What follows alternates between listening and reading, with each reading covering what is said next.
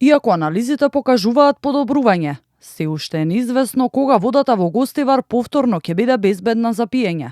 Како што објаснуваат од локалниот кризен штаб, на секои 12 часа се земаат 7 различни мостри од повеќе локации низ градот, кои се испитуваат во 3 лаборатории. Предизвик останува и високото ниво на хлор по хиперхлорирањето, кое постепено се намалува за да ги достигне дозволените вредности. За водата повторно да биде прогласена за исправна, директорот на Дирекцијата за заштита и спасување Стојанче Ангелов потсетува дека потребни се 3 последователни анализи со уредни резултати, а конечната одлука, вели, треба да ја соопшти Агенцијата за храна и ветеринарство.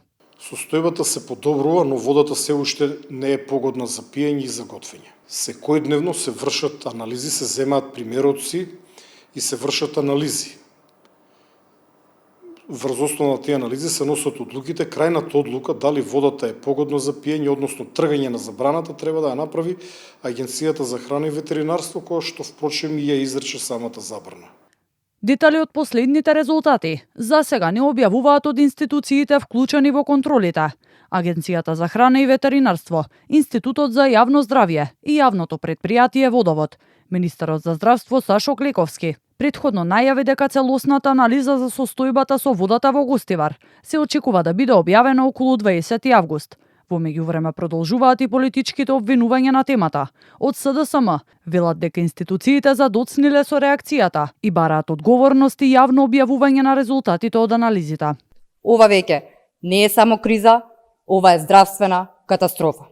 Тотален хаос и распад на институциите и одговорност мора да има. Доста молчи јавното обвинителство. Мора да реагира веднаш. Мицковски, Клековски, Тошковски и сите инволвирани мора да одговараат. Од ВМРО ДПМН возвраќаат дека опозицијата се обидува политички да профитира од случајот и бараат одговори, зошто со години немало институционална одговорност за случаите на небезбедна вода за пиење во минатото. Загадувањето на водата во Гостивар во моментов го истражува јавното обвинителство. Одреден е притвор за директорката на Комуналец и 2 раководители, а обвинителството ги сомничи дека сториле тешки дела против животната средина и природата, кога поставиле пумпи во надворешен канал, кои внесувале вода во градската мрежа. Освен обвинителството, предмет по сопствена иницијатива отвори и народниот правобранител.